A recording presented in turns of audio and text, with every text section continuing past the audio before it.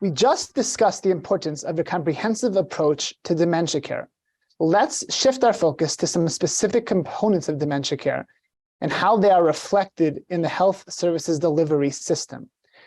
A 2016 ASPE report led by researchers at RTI titled Examining Models of Dementia Care listed 14 key components of dementia care. In more recent work, in which you, Dr. Reuben, were a contributing author, listed 8 components, with a lot of overlap between the two lists. As we are learning about the different components of comprehensive care, we wanted to ask you as a physician to talk about some of the specific components. Can you explain what medical management of dementia is? How do you medically manage someone who may have a constellation of other conditions as well as dementia? Okay. So medical management of dementia is really about the medical aspects. And these include medications, medications that are not good for persons who are living with dementia and they shouldn't be taking because they have effects on cognition, or medicines that they maybe should be taking. So it's either it's getting them on the right medicines. The other major medical things are management of comorbidities, other conditions. For example, people who are falling and have dementia because they don't have the insight not to get out of bed by themselves, etc.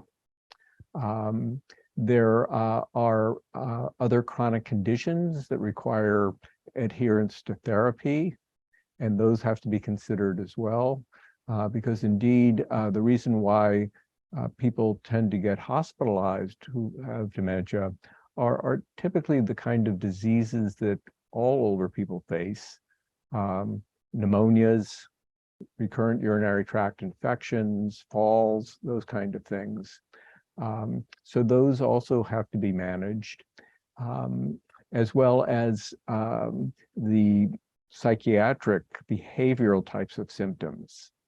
And some of those, we always try to use behavioral approaches first for behavioral symptoms, but sometimes medications are necessary as well. And they require some skills because they aren't great medicines.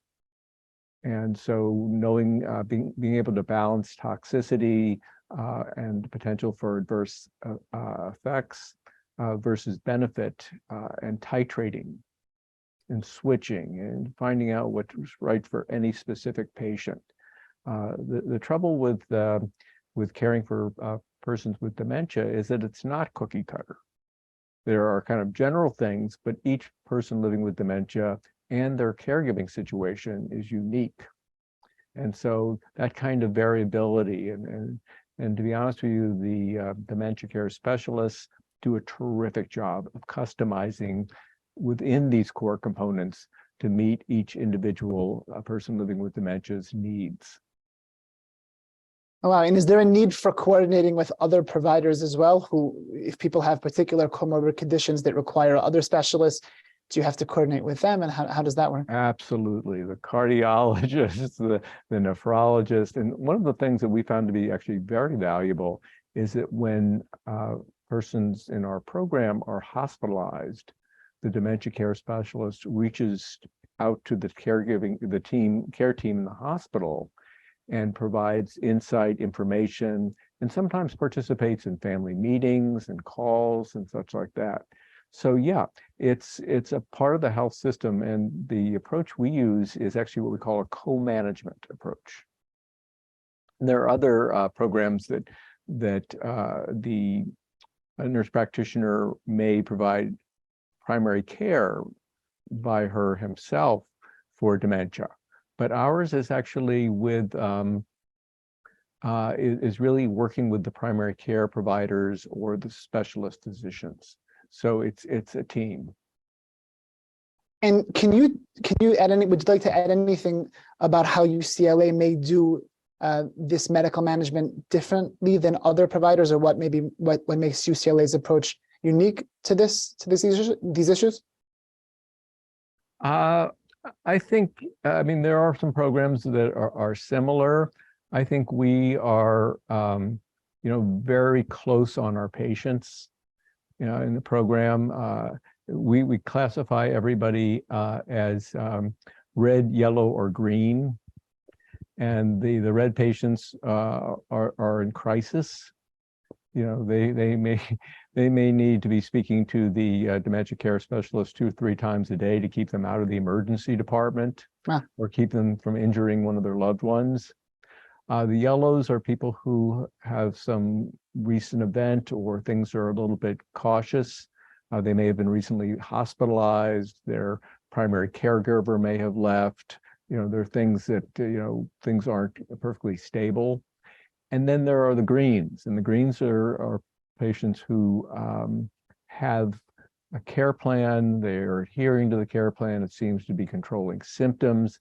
And for those people, we reach out to them at least 3 to 4 times a year, proactively to check in on them and monitor them. So we're very much, I wouldn't say in their faces, but I would say we keep a close tab on them. Fascinating. And I'd like to talk about one additional component of those list of dementia care components, and to get some insight into how UCLA addresses that. And that's continuous monitoring and assessment. Yep. So the continuing monitoring and assessment includes the outreach calls for people who are green. For people who are classified as yellow, it's at least once a month. And for those who are red, it may be once a day for a short period of time. Also, all of our participants in the program have a yearly complete evaluation. So it looks at the progression of their disease, what their resources are, how they're coping, what kind of stress and strain the caregivers are having. These things are monitored in person at least yearly. Now with COVID, we've had to do a number of these by video, but the original plan, and for the first 8 years or so of the program, it was in person.